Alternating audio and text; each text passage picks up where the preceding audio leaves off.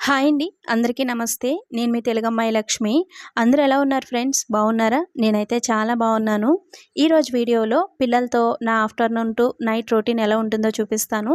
వీడియోనైతే లాస్ట్ వరకు స్కిప్ చేయకుండా చూడండి ఫ్రెండ్స్. ఈ వీడియో మీకు చాలా యూజ్ అవుతుంది. అలాగే నచ్చుతుంది కూడా. ఇక్కడ నేను ఆఫ్టర్‌నూన్ టైంలో దోసల కోసం పప్పు నానబెడుతున్నాను.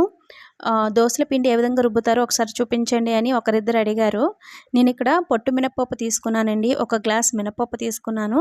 మినపప్పు వాటర్‌తో 2, 3 సార్లు క్లీన్ చేసుకున్న తర్వాత అందులో ఈ విధంగా వాటర్ వేసి నానబెట్టుకోవాలి.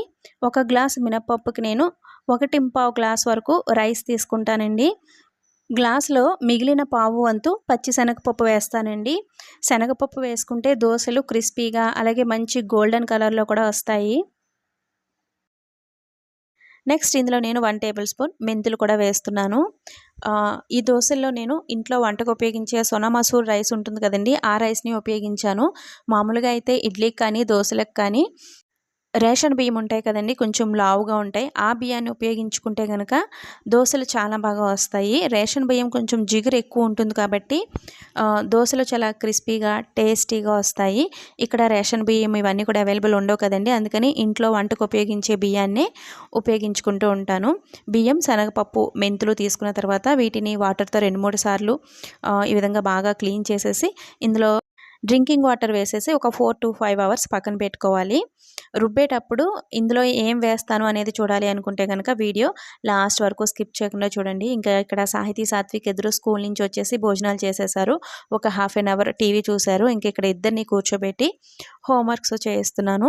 వీళ్ళకి క్వార్టర్లీ ఎగ్జామ్స్ జరిగాయి కదండీ! సాహితమ్మకి చాలా మంచి మార్క్స్ వచ్చాయి. సెకండ్ ర్యాంక్ ఏమో వచ్చిందనుకుంటా. క్లాప్స్ కొట్టించారంట సాహితమ్మకి. అలాగే టీచర్స్ అందరూ కూడా బ్లెస్ చేశారంట. సాత్విక్‌కి కూడా మంచి మార్క్సే వచ్చాయండి. మరీ అంత తక్కువ మార్క్స్ అయితే ఏం రాలేదు. నేను 1, 2 వీడియోస్‌లో చెప్పాను కదండీ! సాత్విక్ ఓరల్ చాలా చెప్తాడు. అంటే మనం ఏ క్వెషన్ అడిగినా, ఏ లెసన్‌లో ఏ ఫిల్ ఇన్ ద బ్లాంక్స్ అడిగినా చక్కగా చెప్పేస్తాడండి. కానీ రాయడనమాట. రాయడానికి చాలా బద్ధకం. సాత్విక్‌ని ఒక హాఫ్ ఎన్ అవర్ కూడా కూర్చోబెట్టి మనం రాయించలేమనమాట. రాయడానికి అంత బద్ధకిస్తాడు. అలాగే సాత్విక్‌కి కంగారండి. అందరికంటే ముందు నేనే రాసేయాలి, అందరికంటే ఫస్ట్ నేనే పేపర్ ఇచ్చేయాలి అనే కంగారు ఉంటుంది. అందువల్ల ఏంటంటే వచ్చిన క్వెషన్స్ కూడా వదిలేస్తూ ఉంటాడు ఒక్కొక్కసారి. ఇంకా చిన్న పిల్లవాడే కదండీ! ఇంకా పెద్ద అవుతూ అవుతూ వాడికే తెలుస్తుంది ఎగ్జామ్స్ అంటే ఎలా రాయాలి ఏంటి అనేది అన్నట్టు నేను కూడా అట్లా కొంచెం మెల్లగానే చెప్తున్నాను. ఎప్పుడైనా సరే ఇంట్లో ఇద్దరు పిల్లలుండి ఒకళ్ళకి మంచి మార్క్స్ వచ్చి ఇంకొకళ్ళకి రాలేదు అంటే రెండో వాళ్ళని మనం తిట్టేస్తూ ఉంటాం కదండీ! అక్క చూడు ఎలా రాసిందో ఎగ్జామ్స్ ఎంత మంచి మార్క్స్ వచ్చాయో, నువ్వు ఉన్నావు ఏం చదవట్లేదు. ఇలా మనం వాళ్ళని తిట్టామనుకోండి వాళ్ళు డీమోటివేట్ అవుతారు. అలాగే మనం ఎవరినైతే హైలైట్ చేసి చూపిస్తున్నామో వాళ్ళ మీద కొంచెం కోపం పెంచుకునే అవకాశం ఉంది.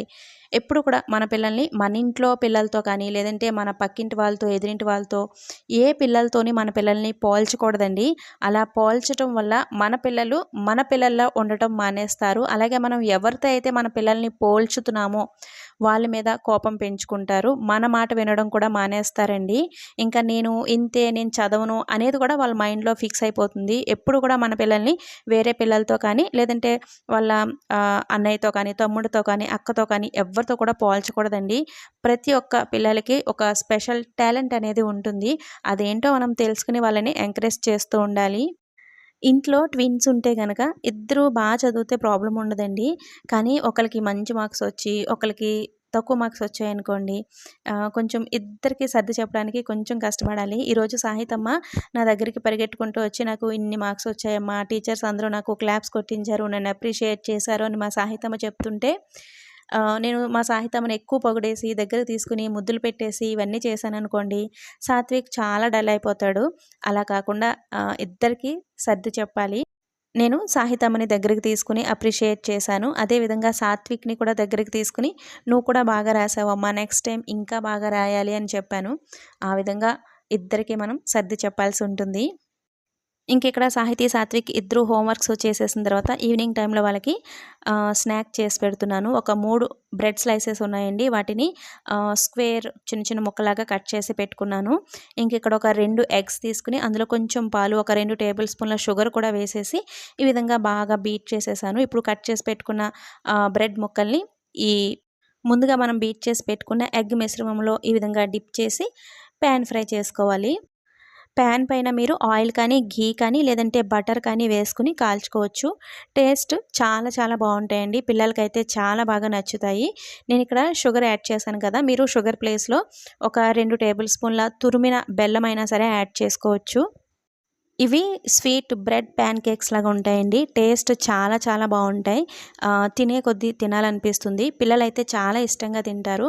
ఇప్పటి వరకు మీరు ట్రై చేసి ఉండకపోతే కనుక తప్పకుండా ట్రై చేయండి. పిల్లలకి చాలా బాగా నచ్చుతుంది. మార్నింగ్ బ్రేక్ఫాస్ట్లా కానీ, లేదంటే వాళ్ళకి స్నాక్స్ బాక్స్లో పెట్టొచ్చు. అలాగే ఈ విధంగా ఈవినింగ్ స్నాక్స్లా కూడా చేసి పెట్టొచ్చు. ఈ విధంగా 2 వైపులా కొంచెం బ్రౌన్ కలర్ వచ్చే వరకు కాల్చుకుంటే బాగుంటాయి. కొంచెం వేడివేడిగా తింటే చాలా టేస్టీగా ఉంటాయి. పిల్లలకి ఈవినింగ్ టైంలో చాలామంది చాక్లెట్సో, బిస్కెట్సో లేదంటే పాలో ఇచ్చి సరిపెట్టేస్తూ ఉంటారు కదండీ! అలా కాకుండా ఏదో ఒకటి సింపుల్ స్నాక్ ఐటెమ్ అయినా సరే ఈ విధంగా చేసి పెడితే వాళ్ళు కూడా ఎంజాయ్ చేస్తూ తింటారు. ఇంకా సాహితీ, సాత్విక్ గురించి ఎవరో ఒకరు కామెంట్ చేశారండి. సాహితీ, సాత్విక్ ఇద్దరు ఒకే పోలికలో ఉంటారు కదా! వాళ్ళిద్దరూ ఐడెంటికల్ ట్విన్సే కదా! మరి మీరేంటి నాన్ ఐడెంటికల్ ట్విన్స్ అంటారు అని ఎవరో కామెంట్ చేశారండి. ఇద్దరు నాన్ ఐడెంటికల్ ట్విన్సే, ఒకలా ఉండరండి. కానీ ఎప్పుడైనా ఈ విధంగా ఒకే డ్రెస్ వేసినప్పుడు ఒకే హైట్ అవి ఉంటారు కాబట్టి ఒకేలా ఉన్నట్టు కనిపిస్తారు గానీ నాన్ ఐడెంటికల్ ట్విన్సేనండి. ఐడెంటికల్ ట్విన్స్ అంటే ఇద్దరు సేమ్ టు సేమ్ ఒకేలా ఉంటారండి. అలాగే వాళ్ళ డీఎన్ఏ కూడా సేమ్ ఉంటుంది. నాన్ ఐడెంటికల్ ట్విన్స్ అంటే ఇద్దరికి డిఫరెన్స్ ఉంటుందనమాట. ఇద్దరు ఒకలా ఉండరు. అలాగే వాళ్ళ డీఎన్ఏ కూడా ఒకేలా ఉండదు. డిఫరెన్స్ ఉంటుందనమాట. ఇంకిక్కడ సాహితీ, సాత్విక్ ఇద్దరు స్నాక్స్ తినేసి ఒక గ్లాస్ పాలు తాగేసి కింద ఆడుకోవడానికి వెళ్ళిపోయారు. ఇంకా రూమ్ చూసారు కదండీ ఎలా ఉందో. ఇంకా ఈ రూమ్ అంతా కూడా నీట్‌గా సర్ది తుడుచుకొచ్చి నేను ఇక్కడ ఒక మంచి కాఫీ పెట్టుకొని తాగుతున్నాను. ఈ మధ్య కాఫీ తగ్గించేశానండి. ఆ మధ్య చెప్పాను కదా, కాఫీకి బాగా అడిక్ట్ అయిపోతున్నాను, తగ్గించేయాలి అని. ఇంక చాలా తగ్గించేశాననమాట. ఎప్పుడో ఒకసారి తాగాలనిపించినప్పుడు తాగుతున్నాను. మన ఆంధ్రాలో హెవీ రైన్స్ పడుతున్నాయి కదండీ! అసలు విజయవాడ అయితే సగం మునిగిపోయింది. అసలు ఎవరు ఊహించనంతగా జరిగిందనమాట. 50 ఇయర్స్ బ్యాక్ అట్లా వచ్చిందంటండి వరద. అప్పుడు కూడా ఇంతలా రాలేదంట. మళ్ళీ ఇన్ని ఇయర్స్ తర్వాత ఈ విధంగా విజయవాడ వరదలో చిక్కుకోవడం అనేది చాలా బాధాకరం అనమాట. టీవీ ఆన్ చేస్తే చాలు ఆ న్యూసే వస్తుంది. చాలా బాధ అనిపిస్తుంది చూస్తుంటే. ఉండడానికి ఇల్లు లేక, ఫుడ్ లేక, కరెంట్ లేక చిన్న పిల్లలతో చాలామంది చాలా సఫర్ అవుతున్నారు కదండీ! ఈ పరిస్థితులన్నీ తొందరగా నార్మల్ అవ్వాలని, అందరూ హ్యాపీగా ఉండాలి అని ఆ దేవుడిని మనస్ఫూర్తిగా కోరుకుంటున్నాను. మా కాలనీలో పక్షులు ఎక్కువ ఉంటాయని చెప్తూ ఉంటాను కదండీ! ఇంకా వాటికి ఎక్కడ వీలైతే అక్కడే విధంగా గూళ్ళు పెట్టుకుంటూ ఉంటాయి. అక్కడ ఒక గూడు పెట్టిందండి. ఒక 1 వీక్ అయిందనమాట. అందులో గుడ్లు పెట్టుకున్నట్టుంది పక్షి. ఇప్పుడు చిన్న చిన్న పిల్లలున్నాయండి అందులో. ఒక 4 ఎన్నో ఉన్నాయి. వాటి కోసం మేము ఏసీ కూడా ఆన్ చేసుకోవడం మానేసామండి. ఇంకా ఏసీ ఆన్ చేస్తే వాటికేమైనా హీట్ వస్తుందేమో, సౌండ్ వస్తుందేమో అని ఏసీ ఆన్ చేసుకోవడం మానేసాం. ఎక్కువ ఉక్కపోతగా ఉంటే గనక ఆ టేబుల్ ఫ్యాన్ పెట్టుకుంటున్నామనమాట.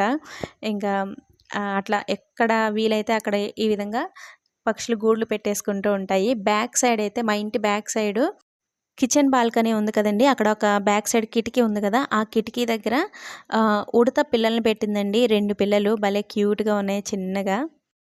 ఇంకిక్కడ సాహితీ, సాత్విక్ ఇద్దరు పార్క్‌లో ఆడుకుంటున్నారు. నేను ఏ పని చేసుకుంటున్నా సరే మధ్య మధ్యలో ఒక్కొక్కసారి బాల్కనీలోకొచ్చి చూసుకుంటూ ఉంటానండి. సాహితీ వాళ్ళెక్కడున్నారు? ఏమన్నా అల్లరి చేస్తున్నారా? ఇలా చూసుకుంటూ ఉంటాననమాట. కానీ కాలనీలో అయితే ఏ భయం ఉండదండి. వాచ్‌మెన్‌లు అవి ఉంటారు కదా! బయట గేట్ దగ్గరికి అవి వెళ్ళనివ్వరు. కింద ఆడుకుంటున్నా సరే మనకి పెద్దగా భయమేమి ఉండదండి. 1 ½ అవర్ వరకు కింద పార్క్‌లో ఆడుకొనొస్తారు. ఇంకిక్కడ సాహితీ, సాత్విక్ ఇద్దరు ఆడుకుని పైకొచ్చేలోపు ఇంట్లో పనులన్నీ కూడా కంప్లీట్ చేసేసుకుంటాను. గదులన్నీ కూడా నీట్‌గా సర్ది తుడుచుకొచ్చేసాను. ఇంకిక్కడ సింక్‌లో గిన్నెలన్నీ కూడా క్లీన్ చేసుకుంటున్నాను.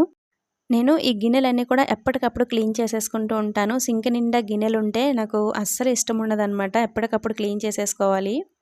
ఎప్పుడైనా బద్ధకించి సింక్ నిండా గిన్నెలయ్యాయనుకోండి, ఇంక నా దృష్టంతా కూడా కిచెన్‌లోనే ఉంటుంది. సింక్ నిండా గిన్నెలున్నాయి, క్లీన్ చేసుకోవాలి అని నా దృష్టంతా కూడా ఇక్కడే ఉంటుంది. ఇలా చాలా మందికి ఉంటుంది కదండీ! ఇంకా ఆ స్ట్రెస్ అంతా ఎందుకులే అన్నట్టు ఎప్పటికప్పుడు క్లీన్ చేసేసుకుంటూ ఉంటాను. ఇంకా ఆఫ్టర్‌నూన్ దోసల కోసం పప్పు నానబెట్టాను కదండీ! మినపప్పు. ఆ పప్పు కడుగుతున్నాను. నేను ఇడ్లీకైతే గనక కొంచెం ఆ పొట్టు ఉంచేస్తాను. ఇడ్లీకైతే పొట్టు ఉంచేసినా బావుంటుంది గానీ, దోసలకైతే మాత్రం నీట్‌గా క్లీన్ చేసేస్తానండి. ఎందుకంటే నీట్‌గా క్లీన్ చేయకపోతే గనక దోసలు కొంచెం బ్లాక్ కలర్‌లో ఉన్నట్టు అలా అనిపిస్తాయన్నమాట. అందుకని దోసలకైతే నీట్‌గా కడిగేస్తాను. కానీ ఆ పొట్టు చాలా హెల్తీ అండి. కొంచెమైనా సరే పొట్టు ఉంచుకుంటేనే బావుంటుంది.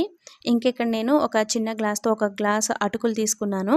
అటుకులు 2, 3 సార్లు వాటర్‌తో నీట్‌గా క్లీన్ చేసేసుకున్న తర్వాత ఆ వాటర్ అంతా అక్కడ పిండేసి, ఇంకా నేను కడిగి పెట్టుకున్నాను కదండీ! ఆ పప్పులో వేసేసి, ఇంకొంచెం వాటర్ వేసి పక్కన పెట్టేస్తున్నాను. నేను ఈ అటుకుల ప్లేస్‌లో ఒక్కొక్కసారి రైస్ కూడా యాడ్ చేస్తూ ఉంటానండి. అంటే వండిన అన్నం ఉంటుంది కదా! అన్నం యాడ్ చేసుకున్నా కూడా దోసలు చాలా టేస్టీగా, క్రిస్పీగా వస్తాయి. వారాలున్నప్పుడు, పూజలున్నప్పుడు, అలాగే పిండి కొంచెం ఎక్కువ రోజులు నిల్వ చేసుకోవాలి అనుకున్నప్పుడు మాత్రం అటుకులు యాడ్ చేస్తూ ఉంటాను. ఇంకిక్కడ బట్టలు తీసేసి మడత పెడదాం అనుకున్నానండి. అయితే అవి సరిగా ఆరలేదు. కొంచెం కొంచెం తడిగా ఉన్నాయి. ఈరోజు పెద్దగా ఎండ లేదు. అందుకని తడి పొడులుగా ఉన్నాయన్నమాట. అందుకని బట్టలు తీయలేదు, ఉంచేశాను. సో, రేపొద్దున తీద్దాంలే కొంచెం బాగా ఆరిన తర్వాత అని బట్టలైతే తీయలేదు. ఇంకిక్కడ కరెంటొచ్చిన తర్వాత దోస పిండి మొత్తం మిక్సీ పట్టేసి ఒక పక్కన పెట్టేసుకున్నాను. ఇంకిక్కడ సాహితీ, సాత్విక్ ఇద్దరు కింద ఆడుకొని వచ్చిన తర్వాత ఇద్దరికీ స్నానాలు చేయించేసి భోజనాలు పెట్టేస్తానండి. చాలా ఎర్లీగానే తినేస్తారు. 7, 7:30 కల్లా నైట్ డిన్నర్ అయితే కంప్లీట్ అయిపోతుంది. ఇంకిక్కడ కింద పార్క్‌లో టెంపుల్ ఉంది కదండీ! శ్రీరాముడి టెంపుల్. అక్కడేవో పూజలు జరుగుతున్నాయి. ఇంకా సాహితీ, సాత్విక్ అక్కడికి వెళ్దామమ్మా, వెళ్దామమ్మా అని నన్ను కూడా తీసుకొచ్చారు. అమావాస్య ఈసారి 2 రోజులొచ్చింది కదండీ! ఇంకా 2 రోజులు ఇక్కడ పూజలైతే చాలా బాగా చేశారు. ఇంకా ప్రశాంతంగా గుడి దగ్గర కొంతసేపు అట్లా కూర్చున్నాము. ఇంకిక్కడ సాహితీ, సాత్విక్ ఇద్దరు ప్రసాదాలు తీసుకొని వస్తున్నారు. ఇంకిక్కడైతే ఇంటికొచ్చేసాము. సాహితీ, సాత్విక్ ఇద్దరు నైట్ ఎర్లీగానే నిద్రపోతారండి. 8, 8:30 ఆ టైంకల్లా పడుకుంటారు. ఎందుకంటే మార్నింగ్ 6, 6:30 ఆ టైంకే నిద్రలేస్తారు కదండీ! ఇంకా నైట్ చాలా తొందరగానే నిద్రొచ్చేస్తుంది. స్కూల్ ఉన్నా లేకపోయినా ఎప్పుడు కూడా నైట్ 8, 8:30 కల్లా నిద్రపోతారు. మార్నింగ్ 6, 6:30 ఆ టైంకి నిద్రలేస్తారండి. ఎప్పుడు ఇదే టైం ఫాలో అవుతారనమాట. స్కూల్ ఉన్నా లేకపోయినా కూడా. ఎప్పుడైనా ఆఫ్టర్‌నూన్ టైంలో పడుకుంటే గనక నైట్ పడుకోవడానికి కొంచెం లేట్ అవుతుంది. 9:30 ఆ టైంకి పడుకుంటారు. ఇంక మేము నైట్ డిన్నర్ కొంచెం ఎర్లీగానే తినేస్తామండి. నేనైతే పిల్లలతో పాటు 7, 7:30 ఆ టైంకే తినేస్తాను. మా హస్బెండ్ కూడా ఆఫీస్ నుంచి ఎర్లీగా వస్తే ఎర్లీగానే తినేస్తారు. ఒక్కొక్కసారి ఎప్పుడైనా లేట్ అవుతుంది. ఇంకా డిన్నర్ ఎర్లీగానే అయిపోతుంది కాబట్టి, ఇంకా కిచెన్‌లో పనులన్నీ కూడా కంప్లీట్ చేసేసుకుంటానండి. సింక్‌లో ఉన్న సామాన్లన్నీ కూడా నీట్‌గా క్లీన్ చేసేసుకుంటాను. ఇంకా గ్యాస్ స్టవ్ కూడా ఈ విధంగా క్లీన్ చేసుకుంటాను. గ్యాస్ స్టవ్ అయితే ప్రతిరోజు ఈ విధంగా డీప్ క్లీన్ అయితే చేయనండి. ఈరోజు పాలు అవి పొంగాయి. అందుకని సోప్ పెట్టి క్లీన్ చేస్తున్నాను. లేదంటే నార్మల్‌గా వాటర్ స్ప్రింకిల్ చేసేసి క్లాత్‌తో తుడిచేసుకుంటాను. ఇంకిక్కడ నేను నైట్ పడుకునే ముందు మార్నింగ్ బ్రేక్‌ఫాస్ట్ కోసం ఓవర్ నైట్ ఓట్స్ ప్రిపేర్ చేసుకుంటున్నాను. నేను మా హస్బెండ్ ఒక 10 డేస్ నుంచి ఇంకా ప్రతిరోజు మార్నింగ్ టైంలో ఈ ఓట్సే బ్రేక్‌ఫాస్ట్‌లో తీసుకుంటున్నామండి. సో, ప్రతిరోజు తిన్న బోర్ కొట్టని బ్రేక్‌ఫాస్ట్ ఏదైనా ఉంటే గనక నాకు ఈ ఓవర్ నైట్ ఓట్సేనండి. నాకు చాలా ఇష్టం. ఓవర్ నైట్ ఓట్స్ ఏ విధంగా ప్రిపేర్ చేస్తారో చూపించండి అని అడుగుతున్నారు కదండీ! నేనిక్కడ ఒక పెద్ద టేబుల్ స్పూన్‌తో ఒక 4 టేబుల్ స్పూన్‌ల ఓట్స్ తీసుకున్నాను. ఏ ఓట్స్ అయినా పర్వాలేదండి. మీ దగ్గర ఏవి అవైలబుల్ ఉంటే అవి తీసుకోండి. ఏవి తీసుకున్నా కూడా పర్వాలేదు. నెక్స్ట్ ఇందులో నేను 2 టేబుల్ స్పూన్ల చియా సీడ్స్ యాడ్ చేశాను. చియా సీడ్స్ కూడా హెల్త్‌కి చాలా మంచివండి. ఫైబర్ కంటెంట్ ఎక్కువ ఉంటుంది. నెక్స్ట్ ఇందులో 1 టేబుల్ స్పూన్ గుమ్మడి గింజలు వేశాను. గుమ్మడి గింజలు, పొద్దుతిరుగుడు గింజలు, పుచ్చగింజలు మీ దగ్గర ఏ సీడ్స్ అవైలబుల్ ఉంటే ఆ సీడ్స్ అన్నీ కూడా ఇందులో మీరు యాడ్ చేసుకోవచ్చు. నెక్స్ట్ ఇందులో నేను కొంచెం పెరుగు, అలాగే కాచి చల్లార్చిన పాలు 2 వేసి మిక్స్ చేసుకుంటాను. ఇంకా హెల్తీగా తినాలి అని అనుకుంటే గనక ఈ పాలు, పెరుగుకి బదులుగా మీరు ఒక 10 బాదం గింజలు నానబెట్టుకొని పైన పొట్టు తీసేసి అందులో కొంచెం వాటర్ వేసి మెత్తగా గ్రైండ్ చేసేయండి. అప్పుడు మనకి బాదం మిల్క్ అనేది రెడీ అవుతుంది. ఆ బాదం మిల్క్ వేసి మీరు ఈ ఓట్స్‌ని సోక్ చేసుకుంటే ఇంకా చాలా హెల్తీ అనమాట. అలాగే కొంతమంది సోయా మిల్క్ వేసుకొని మిక్స్ చేసుకుంటారు. కొబ్బరి పాలు వేసుకొని మిక్స్ చేసుకుంటారు. డైరీ ప్రొడక్ట్స్ ఇష్టం లేని వాళ్ళు, డైరీ ప్రొడక్ట్స్ పడని వాళ్ళు ఆ విధంగా ఈ ఓవర్‌నైట్ ఓట్స్ ప్రిపేర్ చేసుకోవచ్చు. ఇంకిక్కడ నేను పాలు, పెరుగు వేసి బాగా మిక్స్ చేసిన తర్వాత మూత పెట్టేసి ఫ్రిడ్జ్‌లో పెట్టుకుంటాను. ఇంకా నెక్స్ట్ డే మార్నింగ్ ఓట్స్ బాగా నానిపోయి ఉంటాయి కదండీ! ఇంకా అందులో నాకిష్టమైన నట్స్, ఫ్రూట్స్ ఇవన్నీ వేసుకొని తింటామనమాట. ఇంకిక్కడ నేను ఒక 4 వాల్‌నట్స్, ఒక 10 వరకు బాదం గింజలు కూడా వాటర్‌లో వేసి సోక్ చేసుకుంటున్నాను. నెక్స్ట్ డే మార్నింగ్ ఆహ్, ఓట్స్‌లో వేసుకోవడం కోసం. ఇంకా ఇవి కూడా నానబెట్టేసి ఒక పక్కన పెట్టేశాను. రేపటి ప్రశాంతమైన ఉదయం కోసం ముందు రోజు రాత్రి నేను ఈ పనులన్నీ కంపల్సరీ చేసుకుంటానండి. రేపు మార్నింగ్ కిచెన్‌లోకి రాగానే కిచెన్ మొత్తం ఈ విధంగా నీట్‌గా ఉంటే మనసుకి చాలా ప్రశాంతంగా ఉంటుందండి. ఇంకా మన పనులు మనం ప్రశాంతంగా చేసుకోవచ్చనమాట. ఇంకిక్కడ కిచెన్‌లో నేను చేసుకోవాల్సిన పనులన్నీ కూడా కంప్లీట్ అయిపోయాయి. లైట్స్ ఆఫ్ చేసి ఇంక వచ్చేసి నేనిక్కడ హాల్‌లో కూర్చున్నాను. 9:30 అయిందండి టైం. బిగ్ బాస్ వస్తుంది. అండ్ బిగ్ బాస్ మీలో ఎంతమంది చూస్తున్నారు కింద కామెంట్ చేయండి. ఇక్కడ బెడ్ పైన పిల్లల బట్టలవి ఉన్నాయి. అవి మడత పెడుతూ ఇంకిక్కడ నేను బిగ్ బాస్ షో అయితే చూస్తున్నాను. లాస్ట్ సీజన్ అయితే చాలా ఇంట్రెస్ట్‌గా చూశానండి. లాస్ట్ సీజన్‌లో శివాజీ గారు నా ఫేవరెట్ అనమాట. ఆయన స్ట్రాటజీసు, ఆయన మైండ్ గేము ఇవన్నీ కూడా నాకు ఆ సీజన్‌లో బాగా నచ్చేవి. ఆయన కోసం మాత్రమే లాస్ట్ సీజన్ అయితే చాలా ఇంట్రెస్ట్‌గా చూశాను. అండ్ ఈ సీజన్ అయితే ఎందుకో నాకు అంత ఇంట్రెస్ట్ అనిపించట్లేదు. ఇంకా ఈ వీడియో అయితే ఇంతటితో ఎండ్ చేసేస్తున్నాను ఫ్రెండ్స్. వీడియో నచ్చితే తప్పకుండా ఒక లైక్ ఇవ్వడం, ఒక మంచి కామెంట్ పెట్టడం అస్సలు మర్చిపోవద్దండి. అలాగే మీలో ఎవరైనా ఇంకా సబ్స్క్రైబ్ చేసుకోకుండా నా ఛానల్ చూస్తున్నట్లయితే ఇటువంటి మరిన్ని వీడియోస్ కోసం ఛానల్ని సబ్స్క్రైబ్ చేసుకోండి. మరొక మంచి వీడియోతో మళ్ళీ మీ ముందుకు వస్తాను. Thanks for watching. బాయ్.